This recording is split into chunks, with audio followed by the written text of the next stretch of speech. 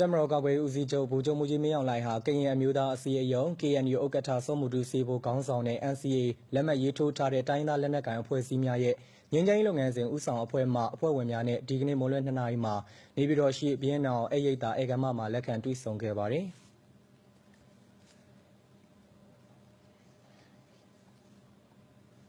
တွေ့ဆုံစဉ်တက်မတော်ကာကွယ်ဦးစီးချုပ်က NCA ဟာတိုင်းသားလက်နက်ကိုင်အဖွဲ့အစည်းများရဲ့အဆိုပြုချက်များအပေါ်အခြေခံပြီး၄ နှစ်ခန့်အချိန်ယူဆွေးနွေးရေးဆွဲပြီးလက်မှတ်ရေးထိုးခဲ့ခြင်းဖြစ်ကြောင်းလက်ရှိဆောင်ရွက်နေတဲ့ပြည်ထောင်စုငြိမ်းချမ်းရေးညီလာခံ21ရာစုပင်လုံကိုလည်း NCA အပေါ်မှာသာအခြေခံပြီးဆက်လက်လှုပ်ဆောင်နေကြောင်းတက်မတော်အနေနဲ့ငြိမ်းချမ်းရေးအတွက်အမြဲတကားပွင့်ထားပြီးအဲ့ဒီညီလာခံအောင်မြင်စေဖို့ဝိုင်းဝန်းလှုပ်ဆောင်နေကြောင်းပြောကြားခဲ့ပါတယ်။